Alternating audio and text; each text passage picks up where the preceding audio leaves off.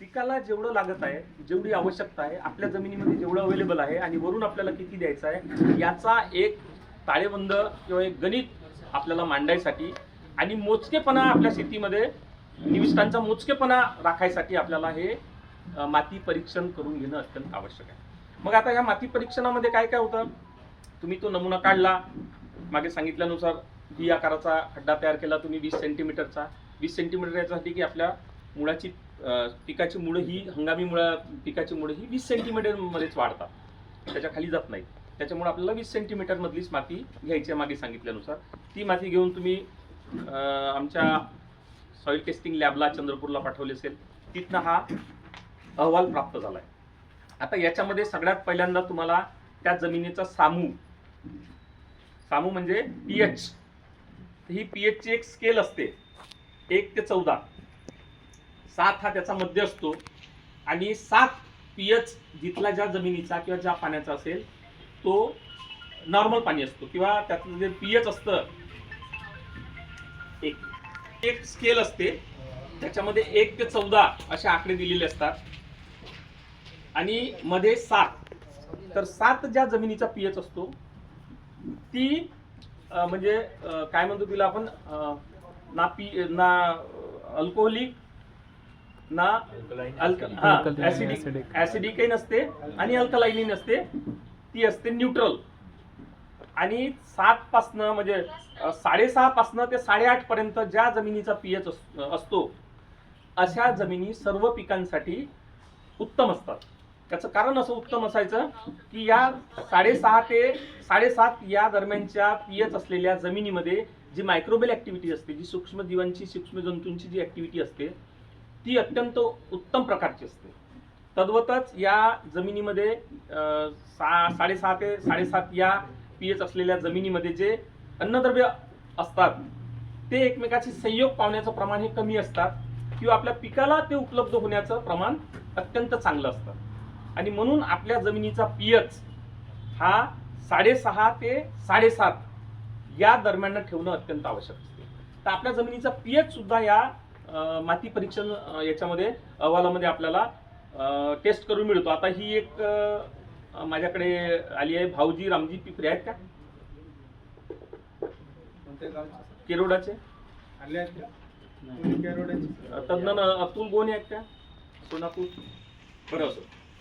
तर यांचा भाऊजी रामजीचा जो टेस्ट रिपोर्ट आलाय, सॉइल टेस्ट रिपोर्ट, याच्यामध्ये त्याचा सामू जो आहे, पीएच जो आहे, हा पीएच आहे 6.5 ते 7.5 तेवढं आवश्यक आहे, 7.46. 7.46 म्हणजे 7.5च्या आतमध्ये आहे, म्हणजे पिकांसाठी चांगला आहे. या जमिनीमध्ये यांनी टाकलेले जे अन्नद्रव्य असतील, खतं असतील, हे चांगल्या पद्धतीनं चांगल्या प्रकारे यांच्या पिकाला या सामूमुळं उपलब्ध होऊ शकतात. आणि इथं जीवजीवांची जी संख्या आहे किंवा त्यांची जी ऍक्टिव्हिटीज आहे, त्यांची जी हालचाल आहे ही चांगल्या प्रकारे होऊ शकते. त्याच्यामुळं ही जमीन चांगली आहे. नंतर याच्यामध्ये क्षारता म्हणजे इलेक्ट्रिक कंडक्टिव्हिटी किंवा त्या जमिनीमध्ये क्षारांचे असलेले प्रमाण, विविध क्षार असतात, सोडियम सॉल्ट वगैरे. तर ज्या पाणबुदळ जमिनी असतात, जिथं वारंवार आपण पाणी देतो किंवा गावातला जो वैरा वगैरे येतो आणि तिथं तो बसतो, अशा ठिकाणच्या जमिनीत किंवा तलावाच्या जमिनीमध्ये क्षारांचं प्रमाण हे वाढत जातं. कारण जर ते पर्क्युलेट झालं नाही पाण्यावाटे तर त्या वरच्या थरामध्ये ते क्षारांचं प्रमाण साचत जातं आणि मग तिथं क्षारांचं प्रमाण साचलं की मग ती क्षारवट जमीन होते आणि त्यालाच म्हणतो आपण त्याची कंडक्टिव्हिटी. जेवढं क्षार पाण्यात जास्त असेल तेवढं त्याच्यातून इलेक्ट्रिक विद्युत वाहकतेचं प्रमाण जास्त असते. त्याच्यामुळे त्या क्षारतेलाच आपण त्याची कंडक्टिव्हिटी सुद्धा म्हणतो. तर ही साधारणतः 0 ते 1 एवढी असायला पाहिजे, 0 ते 1. तर ही यांच्याकडे आहे 0.11, म्हणजे साधारणच्या जवळपास आहे. तर एवढ्या कंडक्टिव्हिटीमध्ये किंवा एवढ्या क्षारतेमध्ये आपले पिकं चांगले येतात. पण ही जर जास्त असेल, क्षारवटपणा जर जास्त असेल आपल्या जमिनीमध्ये, तर अशा वेळेस त्या जमिनीतल्या क्षारामुळं आपण दिलेली जी खतं असतात त्या खतांमध्ये रासायनिक क्रिया होते. तिथे उपलब्ध असलेले क्षार प्लस आपण दिलेली खतं यांच्यामध्ये रासायनिक क्रिया होऊन जे दिलेले खतं असतात, दिलेले अन्नद्रव्य असतात, हे बाइंडिंग होतात आणि ते आपल्या पिकाला उपलब्ध होत नाही, किंवा क्षारपणा जास्त असल्यामुळं तिथं असलेले जे आवश्यक जीवजीवाणू असतात, काही जीवाणू आपल्या पिकाला म्हणजे मीठ असतं, हा लवण क्षार हा मीठ क्षार समजते सोडियम सॉल्ट वगैरे असतो की नाही, तर ते पाण्यामध्ये किंवा आपल्या इतर जमिनीमधून पाण्यामध्ये मिसळून आपल्या शेतात येतात आणि तिथे त्यांचं प्रमाण साचत जाते, वाढत जाते, आणि तो क्षार जर आपल्या जमिनीत जास्त झाला तर पीक योग्य प्रकारे वाढत नाही, किंवा तुम्ही दिलेले अन्नद्रव्य आहेत ते अन्नद्रव्य आपल्या पिकाला योग्य प्रकारे उपलब्ध होत नाही, आणि त्याच्यामुळं आपलं पीक क्षारवट जमिनीमध्ये सेन्सिटिव्ह पिकं असतात, क्षार संवेदन पिकं म्हणतो आपण, असे पिकं आपल्या जमिनीमध्ये योग्य प्रकारे उत्पन्न देत नाही किंवा त्यांची वाढ होत नाही, त्यांचं आरोग्य चांगलं राहत नाही. आणि म्हणून आपल्याला आपल्या जमिनी ह्या न्यूट्रल क्षारतेमध्येही कशा न्यूट्रल राहतील किंवा क्षारता कमी कशी राहील यासाठी आपल्याला प्रयत्न करायचा आहे. आणि हे प्रयत्न कसे करायचे ते सांगतो तुम्हाला. त्याच्यानंतर सेंद्रिय कर्ब हा अत्यंत महत्वाचा घटक आहे. जे आपले पूर्वज होते, आपले आजे पंजे, हे जनावरं पाळायचे, जनावरांचा जो खात होता तो खात दरवर्षी टाकायचे बंड्यांनी. आता आपण ते खाटक्याला विकून टाकले आणि आपल्याकडे जनावरं राहिले नाही, त्याच्यामुळे आपण शेणखत देणं बंदच केलं. कोणी आहे का इथं एखादा की मी शेणखत देतो दरवर्षी म्हणणारा? मी देतो. हा, व्हेरी गुड, खूप छान. असे यांच्यासारखे जर गाई म्हशीचं वगैरे बिलकुल निश्चित तर खूप चांगली गोष्ट आहे. असे 1-2 जरी मिळाले तरी चांगलं वाटतं की बाबा नाही कुणीतरी आहेत अजूनही खाळाचे शेतकरी पण 90% लोकांनी तर ते खाटक्याला विकून टाकले आहेत. तर हा सेंद्रिय कर्ब कुठून येतो? जे कुजणारे पदार्थ असतात, ते कुजणारे पदार्थ चांगले कुजले की ते आपल्या जमिनीमध्ये मिसळतात आणि सेंद्रिय कर्बाचं प्रमाण वाढत जातं. बरं, ते सेंद्रिय कर्बाचं प्रमाण वाढत असताना पुन्हा त्याच्यात एक घटक असतो CN रेशो, म्हणजे कार्ब आणि नत्र प्रमाण. जर कार्ब आणि नत्र प्रमाण तुम्ही टाकलेल्या खतामध्ये जर कार्ब नत्र प्रमाण हा योग्य नसेल, योग्य म्हणजे कसा, 1/24 25 किलो तुम्ही सेंद्रिय पदार्थ टाकले तर त्या 25 किलो सेंद्रिय पदार्थामध्ये किमान 24 किलो कार्बन असायला पाहिजे आणि किमान 1 किलो नत्र असायला पाहिजे. तर तो उत्तम दर्जाचा सेंद्रिय खत असतो. आता तुम्ही हा कर्बनत्र प्रमाण कशा पद्धतीने तयार होतो, तुम्ही कशा पद्धतीनं खत तयार करता? आता हे दादा शेणखत टाकतात किंवा लेंडी खत टाकतात, पण तो यांनी टाकलेला लेंडी खत वर्षभर उन्हात तकतक वाढत असेल आणि पावसाळाभर पाण्यात पचपच भिजत असेल तर तो योग्य दर्जाचा खत तयार होईल का? नाही. त्याच्यातला जो नत्र आहे तो जर पाण्यात त्यांचा यांचे खड्डे, मला माहित आहे एवढाले छातीभर खड्डे, त्याच्यात टाकलं शेणखत पाऊस आला की ते पूर्ण तलावच बनते. हा, आणि त्याच्यात तो सडतो, कुजत नाही, तो सडतो. उत्तम दर्जाचा सेंद्रिय खत तयार करायचा असेल तर त्याला एरोबिक डिकम्पोजिशन म्हणजे हवेच्या सानिध्यात तो कुजला पाहिजे, तर त्याच्यामध्ये अन्नद्रव्याचे प्रमाण हे उत्तम आणि चांगले असतात.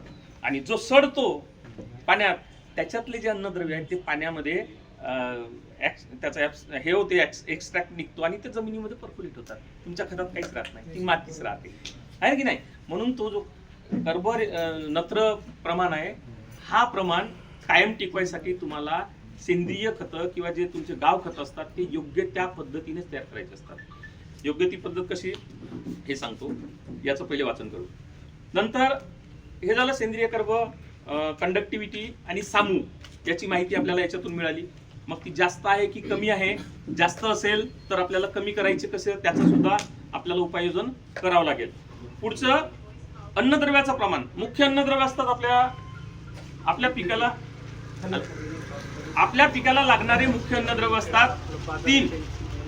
तसे 16 प्रकारचे अन्नद्रव्य लागतात पिकाच्या वाढीसाठी. 16 प्रकारचे अन्नद्रव्य लागतात.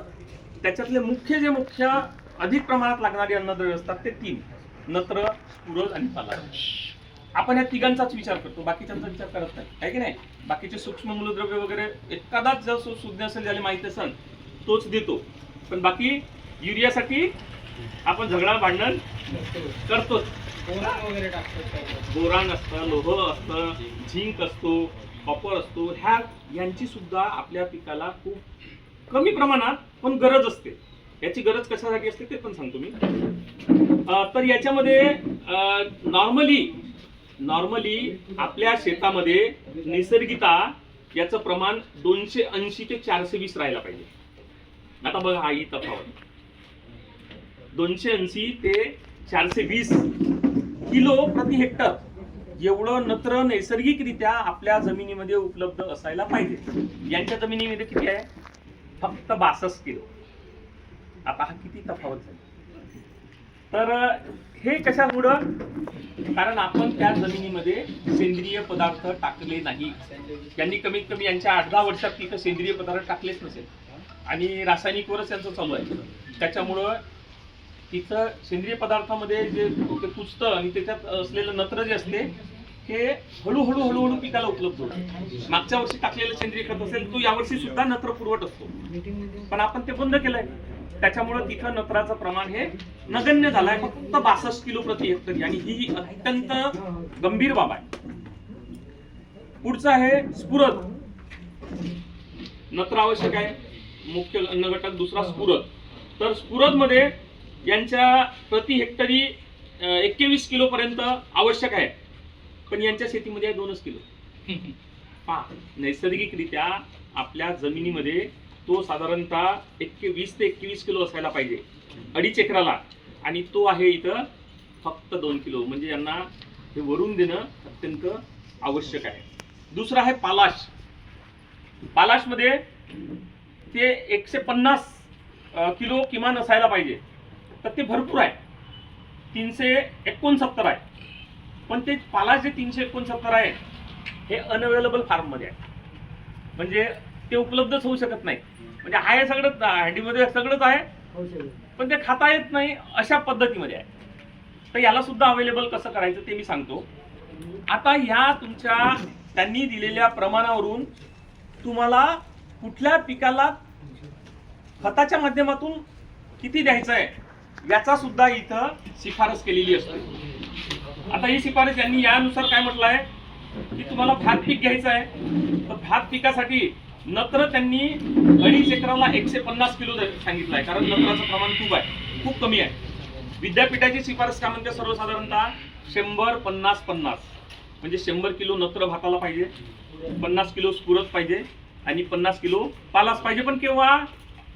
जर तुमच्या जमिनीमध्ये तो नैसर्गिक उपलब्धता जी आहे ती योग्य प्रमाणात असेल तर वरून तुम्हाला तेवढं द्यायचं आहे.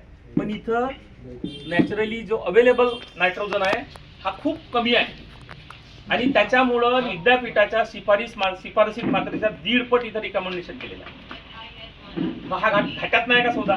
मग आपण जमिनीचं जर पोत वाढत गेला आणि तिथं अवेलेबल नायट्रोजन जास्त राहिलं तर हा तुम्हाला द्यायचा प्रमाण कमी होईल. हा तुम्हाला घेऊनच आणावा लागणार ना. आणि तो जो तुम्ही तिथं वाढवणार आहे हा तुम्ही तुमच्या घरच्या वस्तूंनी तयार करणार, तो खर्चाचा बाब नाही, फक्त मेहनत आहे. पण तीच आपल्याला आज करायला कठीण आहे, कारण सगळं सुखवाचं जीवन झालंय, पैसा भरपूर आहे, त्याच्यामुळे काय विषयच नाही. पण ही कठीण काम आहे. नंतर त्यांनी स्फुरद जो आहे हा स्फुरद तुमच्या जमिनीमध्ये 2 किलो आहे, 2.40 किलो. तर हा तुम्हाला 75 किलो शिफारस केला आहे. ऍक्च्युली विद्यापीठाची जी नॉर्मल रिकमेंडेशन आहे त्याच्यामध्ये 50 किलो स्फुरद टाकायचा आहे, पण यांनी किती सांगितलं आहे? 75 किलो. कारण तुमच्या जमिनीमध्ये अवेलेबल जो प्रमाण आहे हा खूपच कमी आहे. जिथं तुम्हाला 20 पाहिजे, 15 ते 20, तिथं हा 2 किलो. तर त्याच्यामुळं तुम्हाला रिकमेंडेड डोसच्या 1.5 पट एवढं तुम्हाला हे स्फुरद इथं टाकणं आवश्यक आहे.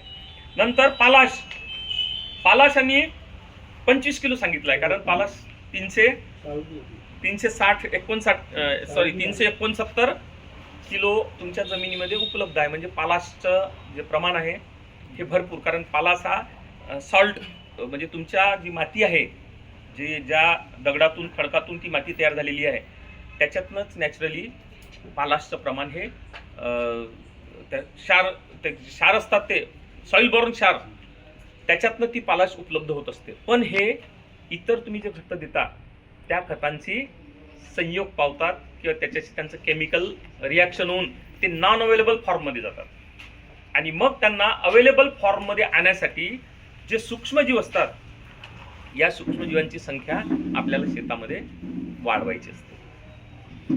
तर आपल्याला मग आता ह्या सगळ्या याच्यानुसार काय करायचं, तुमच्या जमिनीचा पीएच म्हणजे सामू हा जर आम्लतेकडे असेल, आम्लधर्मी जर असेल, तर तुम्हाला तुमच्या शेतामध्ये चुना टाकावा लागतो. आम्लता जर 7.5च्या वर आहे, मी काय म्हटलं 6.5 ते आपलं 8.5, 6.5 ते 8.5 या दरम्यान आपल्याला पीएच ठेवायचा आहे.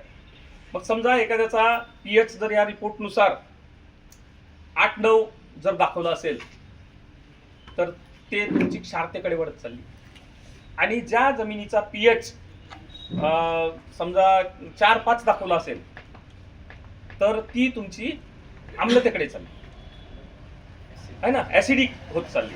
आणि 7च्या वर जात असेल तर ती अल्कलाईन आहे. मग आता आम्लधर्मी जर जमीन असेल, तर अशा आम्लधर्मी जमिनीमध्ये आम्लाचा शत्रू कोण? चुना. तुम्ही आम्लासोबत चुना मिसळवले तर त्याची क्रिया होऊन ते न्यूट्रल होतं, अल्कलाईन तयार होते, आहे की नाही. म्हणून आपल्याला त्या अशा ऍसिडिक सॉइलमध्ये चुना मिसळायचा आहे. आणि जर आम्लारी धर्मी असतील, अल्कलाईन सॉइल असतील, तर अशा सॉइलमध्ये आपल्याला जिप्सम मिसळवायचं आहे. पण ह्या सुद्धा आपल्याला खर्चिक बाबी आहे, घेऊनच आणावं लागेल ना. मग याच्यावर तुमच्या जमिनीचा सामू जर सुधारवायचा असेल, तर तुम्हाला तुमच्या जमिनीमध्ये बोरू, ताग, धेंचा यासारखी जर पिकं, बोरू असते ना, माहिती आहे सगळ्यांना, ती पिकं जर तुम्ही दरवर्षी आपल्या जमिनीमध्ये योग्य वेळी गाडले, तर तुमच्या जमिनीचा क्षारपण आपला जो हे असतो सामू हा न्यूट्रल व्हायला मदत होते.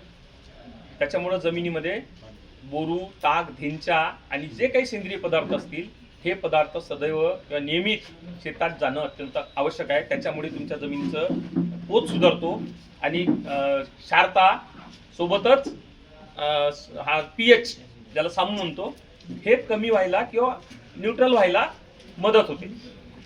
त्याच्यामुळं आपण हे नियमित आपल्या जमिनीमध्ये टाकायला पाहिजे. जर क्षार असतील, मोठ्या प्रमाणात क्षार असेल, म्हणजे इलेक्ट्रिक कंडक्टिव्हिटी जर जास्त असेल तुमच्या जमिनीची, तर अशा वेळेस त्या जमिनीला तुम्हाला धुवावं लागते. धुवायचं म्हणजे काय? साबण लावायची, माती धुवायची. हा, त्याच्यात तुम्हाला चरं काढायचे असतात.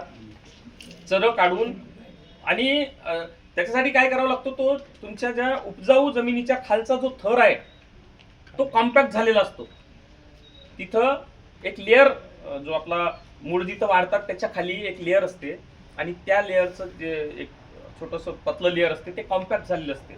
आणि ते कॉम्पॅक्ट झाल्यामुळं क्षार खाली जाऊ शकत नाही आणि म्हणून वरच्या थरात क्षार साचत गेलेले असतात. मग आपल्याला काय करायचं असतं, खोल नांगरट करायची.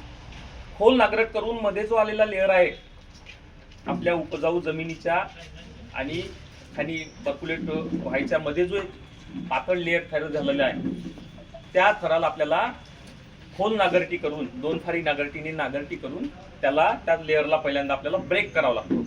ब्रेक केल्यानंतर मग आपल्याला चरं काढायची असतात आणि चरं काढून त्या जमिनीमध्ये शुद्ध म्हणजे कमी क्षारता असलेल्या किंवा चांगल्या दर्जाच्या पाण्याने त्या जमिनीला 2-3दा ओलीत करावं लागतं. मग त्या जमिनीमध्ये असलेले जे क्षार असतात, वॉटर सोल्युबल सॉल्ट, ते तुम्ही फोडलेला जो खालचा पपुद्रा आहे ते फोडल्यामुळं खालच्या थराला ते पर्क्युलेट होतात आणि ग्राउंड लेवलचा जो पाणी असतो त्याच्यासोबत ते मिसळून इतरत्र वाहून जातात.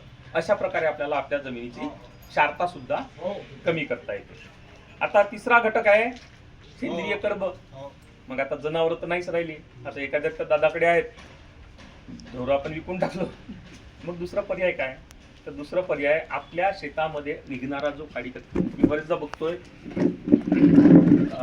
जाळून टाकतात, फणसीचे ढगं जाळून टाकले.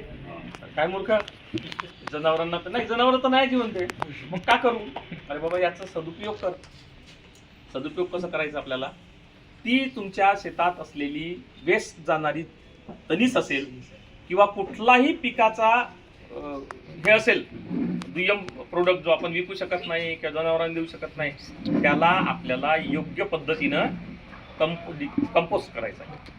ही तणीस जी असते ती तुम्ही पाऊस सुरू व्हायच्या पूर्वीपर्यंत कुठतरी झाडाखाली वगैरे कुठं हे करून ठेवा. खातील बिचारे, मोकळे जनावर खातील, तेवढं पुण्य लावेल. हा, जेव्हा पाऊस सुरू होते त्या पाऊस सुरू व्हायच्या पूर्वी ती जमीन आपल्या शेतामध्ये पसरून द्या. तणीस पसरवा, ती वायवेस जाण्यापेक्षा. तणसीमध्ये एक विशेष घटक आहे, तो घटक म्हणजे याचं आपल्या धान पिकाचं आईचं दूध आहे. कुठलं माहिती आहे का तुम्हाला? मागे सांगितलं होतं मी, कोंड्याची राखळ टाका म्हणून सांगितलं तुम्ही. सिलिकॉन नावाचा एक घटक असतो त्याच्यामध्ये, तो दुसरा कुठंच मिळत नाही. सिलिका फक्त त्या धानाच्या तुषामध्ये आणि तणसीमध्येच असते. आणि तो जर तणसीच्या माध्यमातून तुम्ही तिथंच खत तयार करून तो टाकले तर तुमच्या पिकाला सिलिकॉन नावाचा घटक हा त्याला उपलब्ध होतो. आणि तो सिलिकॉन जसा बाळाला आईचं दूध असते ना, त्याची प्रतिकार क्षमता वाढवते, त्याला निरोगी बनवते, तसाच त्या रोपाला तो निरोगी बनवते. सिलिकॉनमुळं त्या झाडाच्या ज्या सेल्स असतात ह्या काटक बनतात. त्याची सेलची जे असते ना वरची वाल, ती कडक बनते. आणि ती कडक बनल्यामुळं कीटक त्याच्याकडे आकर्षित होत नाही, कारण त्यांना कडक वस्तू आवडत नाही ना, त्यांना नरम वस्तू आवडतात. पण सिलिकॉनच्या उपलब्धतेमुळं ती सेल वॉल असते, ती सेल वॉल, त्या पेशीची जी वॉल असते ही टणक बनते. आणि टणक बनली की किडींना ते आवडत नाही. किडींना नरम सॉफ्ट वस्तू पाहिजे. आणि त्याच्यामुळं ती नॅचरली प्रतिकार क्षमता त्या पिकाची वाढते. तिथं किडींचं आणि रोगांचा प्रादुर्भाव कमी होतो. दुसरं, ज्या पिकाला सिलिकॉन मिळालेलं आहे त्या पिकाचे पान सरळ राहतात. त्याचा फायदा काय होतो? नाही तर काय होते, तुमचे पानं असे वागतात ना, असे होतात की नाही असे. पण ज्या पिकाला सिलिकॉन उपलब्ध होतो त्या पिकाचे रोप अवस्थेमध्ये त्याची पानं एकदम सरळ राहतात. त्याचा फायदा असा होतो, सूर्यप्रकाश दोन्ही बाजूनी मिळतो. आणि असं चुकलं तर काय, एकाच बाजूनी मिळाला. आणि सूर्यप्रकाश जेवढा सरफेसवर जास्त मिळाला तेवढी ती वनस्पती अन्नद्रव्य अधिक, क्लोरोफिल जे म्हणतो ना आपण, फोटोसिंथेसिस नावाची प्रक्रिया होते. आणि त्या फोटोसिंथेसिसच्या माध्यमातून ती अन्नद्रव्य तयार करते वनस्पती. आणि ते जेवढं सूर्यप्रकाश त्याच्या सरफेसवर जास्त पडेल तेवढं त्याचं अन्न जास्त तयार होतं. आणि जेवढं अन्न तयार झालं तेवढं ती सबळ होते, तेवढे फुटवे जास्त येतात, जेवढे फुटवे जास्त आले तेवढं उत्पन्न जास्त होतं.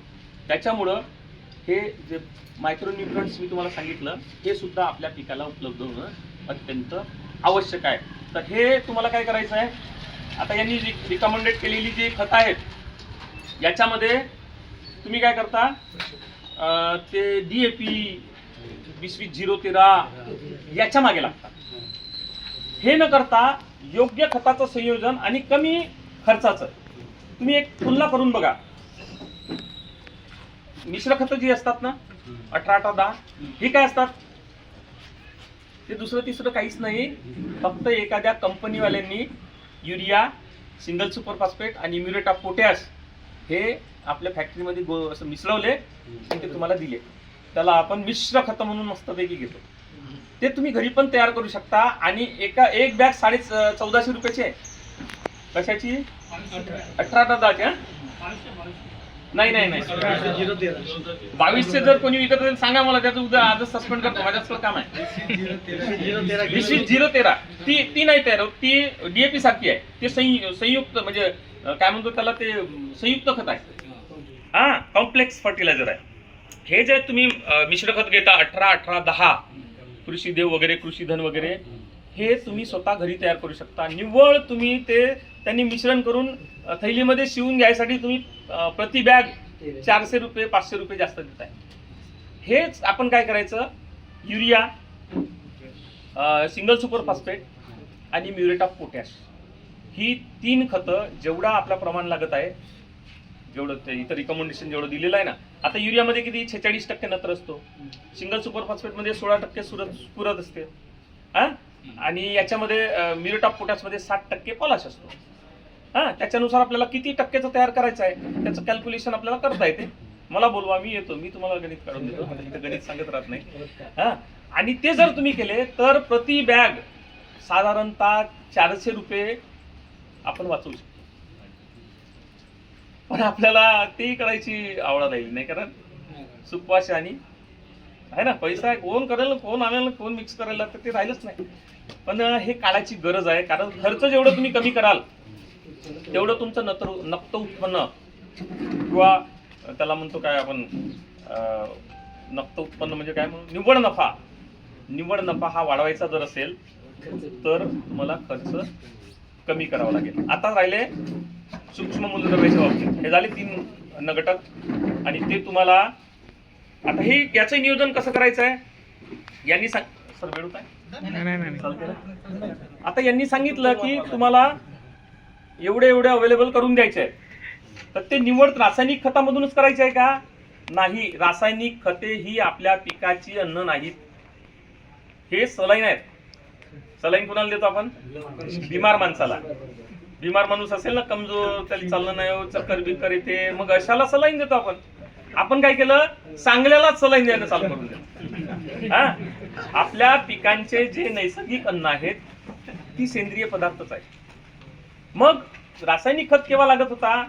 जर त्याची वाढ कमी असेल, थोडंसं पिंगटपणा येत असेल किंवा काहीतरी गडबड दिसली तर मग त्याला जोर आणण्यासाठी आपल्याला ते टाकायचं होतं. पण आपण काय केलं? सुरुवातीपासूनच. याच्यामुळं आपल्याला दुय्यम नुकसान होत आहे. सगळ्यात पहिला नुकसान आपल्या खिशावर भार बसत आहे, तो एक आहेच. आपण त्याचं गणित जर काढलं तर ह्या रासायनिक खतांच्या अतिवापरामुळं किंवा एक्स्ट्रा वापरामुळं आपल्या खिशावर अत्यंत मोठा भुर्दंड बसत आहे. हा एक. दुसरा, नियमित रासायनिक खतांचा वापर आणि इनबॅलेन्स वापर केल्यामुळं किंवा अवैतिक वापर केल्यामुळं एका विशिष्ट पातळीपर्यंत जर केलं तर त्याचं काही नुकसान होणार नाही. पण आपण काय करतो? तुम्ही दरवर्षी वाढत चालले ना डोस. 4-8 वर्षापूर्वी अर्धा चुंगडी टाकत असाल, आता 1.25. मी उन्हाळ्यामध्ये पाहिलं, उन्हाळ्यामध्ये 5 एकराला 14 बॅगा युरिया मारलो म्हणे. आता किती झालं प्रमाण? 5 एकराला 14 बॅगा युरिया मारलो साहेब म्हणे. अरे बाबा, म्हणलं तुला हात जोडतो, असं करू नकोस. कारण त्याच्यात तुझंही नुकसान आहे, शेतीचंही नुकसान आहे, पर्यावरणाचं नुकसान आहे, निसर्गाचं नुकसान आहे, सारंच नुकसान आहे आणि तुझ्या भविष्यातल्या पिढीचंही नुकसान आहे. कारण त्या जमिनी नापीक जेव्हा होतील, पण तुझा जो नातू आहे ना, तुला शिव्या खेडम्या सभी सोडून गेला, पण सगळं सत्यानच करून गेला. हे असं व्हायला नको. कुणासाठी करतो आपण? तर आपल्याला विशिष्ट प्रमाणात जर वापरलं तर ते काय म्हणतो, एक म्हण आहे इंग्लिशमध्ये, excess of anything that becomes poison. म्हणजे अति तिथं माती. कुठली गोष्ट घ्या, खत तुम्ही जास्त प्रमाणात टाकाल, अविचाराने टाकाल, तर ते मातीकडे नेईल तुम्हाला, ते उन्नतीकडे नेणार नाही. त्याच्यामुळं हा बॅलेन्स आपल्याला ठेवणं अत्यंत आवश्यक आहे. मग आपल्याला काय करायचं आहे? हे जे यांनी दिलेले जे प्रमाण आहेत, नत्र, स्फुरद आणि पालाश, तर आपल्याला काय करायचं आहे? आपल्या जमिनीमध्ये काही उपलब्ध आहे आणि ते अवेलेबल फॉर्ममध्ये किती आहे तो गृहीत धरायचा आहे. समजा तुमच्या जमिनीमध्ये, आता यांनी म्हटलं इथे युरिया, नत्र हा 75 किलो काहीतरी उपलब्ध आहे, नॅचरली 75 किलो आहे. तर त्याच्यापैकी पूर्णचा पूर्ण पिकाला उपलब्ध होत नाही. त्याच्यातला 50%च पिकाला उपलब्ध होते, जो उपलब्ध आहे त्याच्यातला. मग आता आपल्याला गरज आहे 100ची. विद्यापीठाने काय म्हटलंय? धानाला 100 किलो नत्र, 50 किलो स्फुरद आणि 50 किलो पालाश लागते. आपल्याला आता गरज आहे 100 किलोची. तुमच्या जमिनीमध्ये यांनी ह्या सर्टिफिकेटनी सांगितलं आहे की 75 किलो आहे, त्याच्यातला अर्धाच म्हणजे साधारणतः 25 ते 30 किलो तुमच्या पिकाला भेटणार आहे. तो आहे आपल्याकडे. आपली तेवढी शिदोरी आहे जमिनीमध्ये. मग आपल्याला किती टाकायचं आहे? 75 किलो टाकायचं. 75 किलो मध्ये काय करायचं आपण? तुमचे जे शेणखत वगैरे, गावखत वगैरे असतात, चांगल्या दर्जाचा गावखत वगैरे तुम्हाला मिळाला तर तो टाकायचा. त्याच्यामध्ये साधारणतः 50 ते 60% नत्राचं प्रमाण असतं. 50 ते 60% आपला 0.50, 60% नाही, 0.50 ते 0.60%, म्हणजे 1% तुम्ही जो शेणखत किंवा गावखत देता त्याच्यामध्ये तेवढं नत्राचं प्रमाण असतं.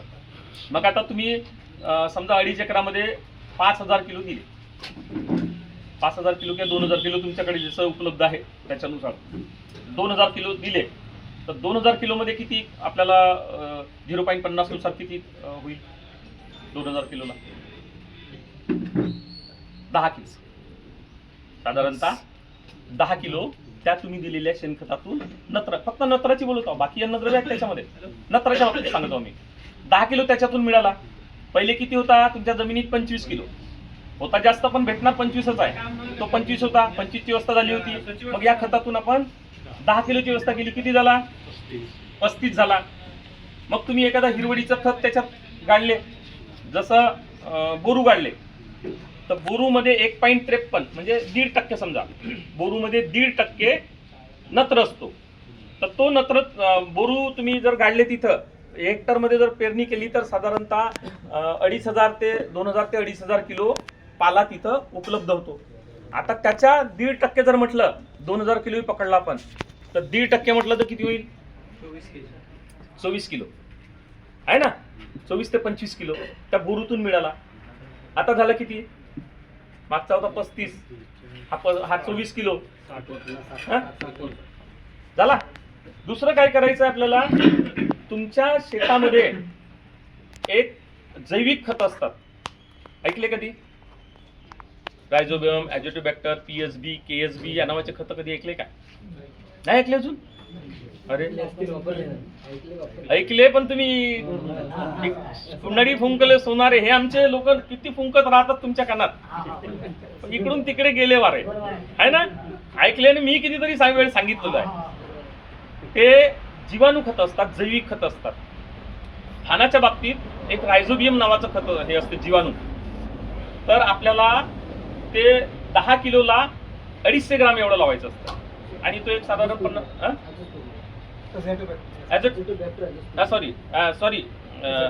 ॲजिटोबॅक्टर, तो रायझोबियम आहे, तो द्विदल धान्यासाठी, सॉरी माझं ते ॲजिटोबॅक्टर नावाचं एक हे असतं, जीवाणू असतो.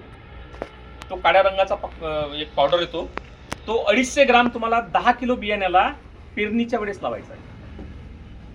काय होतं, हे जे जीवाणू असतात हे मुळांच्या सानिध्यात, जिथे धानाची जी मुळं असतात, आणि हा धानाच्याच सोबत राहतो, दुसऱ्या पिकाच्या सोबत राहू शकत नाही, कारण यांचं सिम्बोसिस काय म्हणतो त्याला, सहजीवन म्हणतो ना. तर त्याचं सहजीवन असते त्या धानाच्या मुळासोबत. तो काहीतरी देत असेल धान त्याला, आणि हा त्याला काहीतरी देत, त्याला म्हणतो सहजीवन आपण. तर हा धानाच्या मुळाशी राहतो. त्याचे जीवाणू आहेत, बियाण्याला लावून जर आपण जमिनीत टाकले तर त्या ओलाव्यांनी या जीवाणूंची संख्या वाढते, त्याच्या धानाच्या आजूबाजूला राहतात. आणि ते वातावरणात, तुम्हाला माहिती आहे वातावरणामध्ये नत्र आहे, वातावरणामध्ये नत्र 78% आहे. ऑक्सिजन आहे ना आपण जो घेतो तो 20% आहे. कार्बन डायऑक्साईड जो आपण सोडतो आणि प्रदूषित करतो तो किती टक्के आहे? 3% आहे की नाही. आणि मग इतर इथेन, मिथेन, पार्टिकल ते 0.something% असं. पण सगळ्यात जास्त आपल्या वातावरणामध्ये आहे नत्र. पण हा नत्र मुक्त अवस्थेत असल्यामुळे आपल्या पिकाला घेता येत नाही. त्याला नायट्रेटच्या रूपामध्ये कन्वर्ट करावं लागतं. ते नायट्रेटच्या रूपात कन्वर्ट केव्हा होते? हे जेव्हा बीज कडाकते, माहिती आहे बीज कडाकते ना, बीज कडाकताना जो विद्युत इलेक्ट्रोमॅग्नेटिक फील्ड तयार होते, बीज कडाकत असताना एक इलेक्ट्रोमॅग्नेटिक फील्ड तयार होते. त्या इलेक्ट्रोमॅग्नेटिक फील्डच्या प्रभावाने हवेतला नत्र हा नायट्रेट्स मध्ये रूपांतरित होते.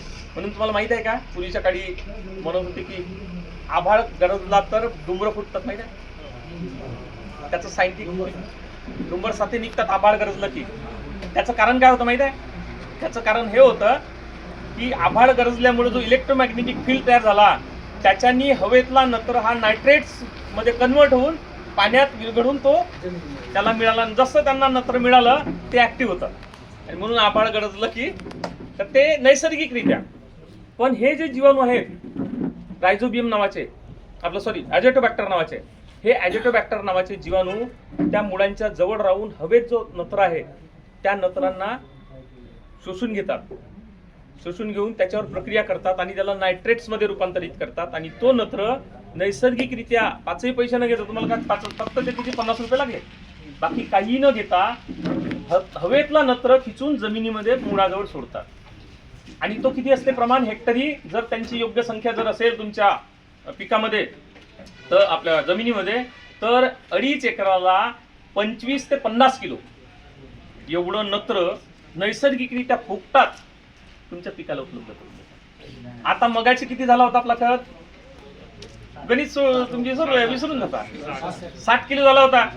आता हे टाकले जीवाणू यांनी 25 किलो पकडू, पण 50 ते 25 ते 50 देतात, पण आपण कमीत कमी 25 पकडू.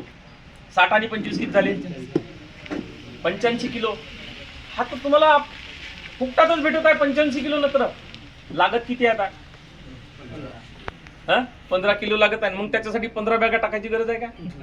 मग तुम्ही जास्तीचं नाही टाकत का? आपण विनाकारण खर्च करतो की नाही, हे आपल्याला माहित नाही. आणि जास्ती टाकलं की परत अति तिथं माती. कारण त्याच्यामध्ये पिकामध्ये अतिचाही प्रादुर्भाव म्हणजे त्याचा असर होतो, आणि जर डिफिशियन्सी कमी असेल तर त्याचाही असर होतो. म्हणून कमी नको, जास्तही नको, बॅलन्स ठेवायचा आहे आपल्याला. विशिष्ट मर्यादात जर आपण प्रत्येक गोष्ट त्या पिकाला दिली तर त्या पिकाला चांगल्या प्रकारचं त्याला वाढ त्याची चांगली होते, उत्पन्न चांगलं येतो. आणि उत्पन्न चांगलं आलं की मग आपल्याला काय तेच पाहिजे. ह्या सगळ्या गोष्टी आपण करणं अत्यंत आवश्यक आहे. आता जे तुमचे सूक्ष्म मूलद्रव्य आहेत, हे सूक्ष्म मूलद्रव्य अवेलेबल करायसाठी घरचा एक प्रयोग तुम्ही करत चला. जीवामृत नाव ऐकलंय? जीवामृत ऐकलंय? बनवता? नाही, बनवलं नाही, पण माहित आहे ते गाईचं ते शेण वगैरे, निमोडी पाला वगैरे टाकून त्याला जीवामृत आहे. त्याला त्या दादाला इंटरेस्ट आहे, कमीत कमी ऐकला केला नसेल पण करावं त्यांनी, आणि त्याचा रिझल्ट तुम्ही बघा. जीवामृतामध्ये आपल्या पिकाला आवश्यक असणारे जे सूक्ष्म अन्नद्रव्य हे असतात, जीवाणू, सूक्ष्म अन्नद्रव्य कशाला, सूक्ष्म जीवाणू कशाला आवश्यक असतात त्यांना? ते जे मगाशी मी सांगितलं, तुमच्या जमिनीमध्ये पालाश खूप आहे, 360 किलो आहे, पण तो अवेलेबल फॉर्ममध्ये नाही. मग त्याला अवेलेबल फॉर्ममध्ये त्याचं विघटन करायसाठी हे जीवाणू मदत करतात. मगाशी त्या यांनी काय केलं, ॲझोटोबॅक्टरनी हवेतला खिचला आणि तो दिला. हे KSB आणि PSB नावाचे जीवाणू असतात. हे काय करतात, तुमच्या जमिनीमध्ये असलेला स्फुरद आणि पालाश याला सोल्युबल फॉर्ममध्ये किंवा अवेलेबल फॉर्ममध्ये कन्वर्ट करतात. ते काय दुसऱ्या घटकाशी संयोग पावलेले असतात. संयोग पावलेले असल्यामुळे ते पाण्यामध्ये विरघळत नाही, आणि पाण्यात विरघळले नाही तर आपल्या पिकाला खाता येत नाही. पाण्यात विरघळणे म्हणजे आपल्या पिकाला उपलब्ध होणे, पण हे संयोग पावत असल्यामुळं पाण्यात विरघळत नाही, आणि पाण्यात नाही विरघळले की मग ते आपल्या पिकाला उपलब्ध होत नाही. हे जीवाणू काय करतात, तिथं त्या जमिनीमध्ये राहून काही रसायनं सोडतात. ते रसायनं जे फिक्सेशन झालेलं जे हे आहे स्फुरद आणि पालाश, याच्यावर प्रक्रिया करून त्यांना एकमेकापासून वेगळं करते. एकमेकापासून वेगळं झालं की ते सोल्युबल फॉर्ममध्ये येतात किंवा पाण्यात विरघळतात, आणि पाण्यात विरघळले की आपल्या पिकाला ते उपलब्ध होतात. म्हणून ह्या सूक्ष्म जीवाणू, मी वगांपासून सांगत आहो ना, मायक्रोबियल ऍक्टिव्हिटी किंवा सूक्ष्म जीवाणूंची संख्या, हे याच्यासाठी असतं. त्यांचं एकमेकांशी सहजीवन असतो, जीवाणू आणि वनस्पती. एक तुम्ही मायकोरायझा नावाची ऐकली आहे का? हे बुरशी मायकोरायझा नाव ऐकलंय? आता नवीन शोध आहे. मायकोरायझा नावाची एक बुरशी आहे, ती प्रत्येक पिकामध्ये, प्रत्येक झाडामध्ये वाढते. अर्धी आतमध्ये घुसून राहते आणि अर्धी ती बाहेर वाढते. ती काय करते माहिती आहे? जर त्या पिकाला पाण्याची पातळी खाली असेल तर ही बुरशी स्वतः आतमध्ये जाते, साधारणतः 20 मीटर पर्यंत जाते, आणि तिथून आपल्या सेलद्वारे पाणी त्या पिकाला आणून देते. म्हणजे किती एकमेकाला मदत करायची.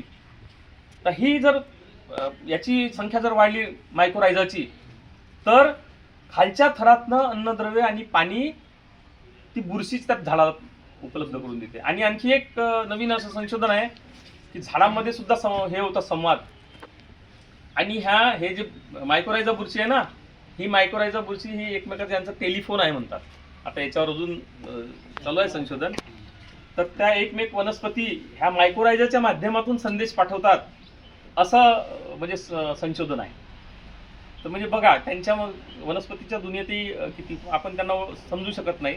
आपण जर त्यांना समजलो, त्यांची आपली जर जुळली, तर निश्चित ते बोलतात, ते आपल्याला सांगतात की बाबा मला असं लागतंय. आपणच लक्ष देत, ते आपल्याला सांगतात, फक्त आपण त्यांची भाषा समजून घेऊ शकत नाही. हे जेव्हा समजलं आपल्याला, एकमेकांशी आपण समरस झालो, जशी ती बुरशी त्याच्याशी मिळली झाडाशी, तसं आपण त्याच्याशी जेव्हा सोबत मिळू. पण हे केव्हा? पक्के खतं दिल्या ना काय? नाही, निसर्गाचं नियम पाडून जेव्हा शेती करू आपण तेव्हाच हे सगळं शक्य होणार आहे. अन्यथा आपण आजच्या क्षणिक नफ्यासाठी, क्षणिक लालचीसाठी आपलं अख्खं जग नष्ट करायला निघालो आहे आणि त्याच्यात आपली पिढी ज्याच्यासाठी हे घरदार नाही करतो ना, ती सुद्धा गुरफडल्या जाणार आहे. याचा एक विचार आपण आजच करणं अत्यंत आवश्यक आहे. हे सगळं तंत्रज्ञान आहे, हे काही वायफळ नाही. याचा अवलंब तेवढा होताना दिसत नाही. हे व्हायला पाहिजे. आणि हे ज्या दिवशी होईल, सायन्स हा योग्य मार्ग दाखवतो, पण आपण त्या मार्गाला वाकडं तिकडं करतो. खतं द्यायला विद्यापीठांनी सांगितलं तेव्हा काय सांगितलं माहिती आहे? सेंद्रिय खताचं एवढं प्रमाण, रासायनिक खताचं एवढं प्रमाण. आपण सेंद्रिय वगळून टाकला, मग त्याच्यामुळे त्याचे दुष्परिणाम आपल्याला आज नसेल दिसले. मी एक अनुभव माझा सांगतो. मी साधारणतः 12-13 मध्ये गडचिरोली जिल्ह्यात होतो, म्हणजे त्याच्यापूर्वीच होतो 4-5 ना, पण 12-13 मध्ये मी तिकडे धानोरा तालुक्यात गेलोय. धानोरा तालुक्यामध्ये पेंढरी गाव माहित आहे? त्याच्या बाजूला बंगाल्याचं ते छत्तीसगड, इथून मला वाटतं लोक तिथून बियाणे आणतात आपल्याकडचे, आहे ना, आहे की नाही? तर तिथे त्या 10-12-15 वर्षापूर्वी मका खूप लावायचे आणि ह्या मस्त उत्पन्न घ्यायचे मक्याचं.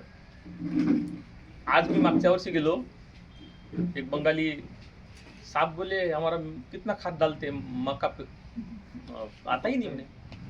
कसा येईल? तुम्ही त्या जमिनीचा सत्यानाश करून टाकलाय. मका मका मका मका कसा पीक? खादाड पीक आहे. जमिनीतलं जेवढं असेल तेवढं, आणि त्याच्यासाठी तुम्ही सुंगड्या वाढवत चालले. मागच्या वर्षी 5, या वर्षी 7, मग 10 ना नफा ना तोटा. ही परिस्थिती जर आपल्याकडे आणायची नसेल तर हा जो खतांचा जो आपला हव्यास आहे, ते आपण भांडतो, मला 10 दे, मला 15 दे, मला रात्र 9 वाजता फोन येते, साहेब म्हणजे हा मागे मागलो नाही दिला, तुम्ही काय पाहिजे? अरे बाबा उद्या सकाळी येतो रे बाबा, रात्र झोपू दे ना. अशी पद्धत. तर हे सगळं आपल्याला जेव्हा बंद करावं होईल ना, तेव्हाच आपण खऱ्या अर्थानं फायद्याची, आरोग्यदायी, आपल्या पिढीच्या भविष्याची शेती करू आणि खरंच त्यावेळेस आनंद नांदेल असं मला वाटते. बाकी हा विषय इथं संपवतो. हा एक तुमचा आहे.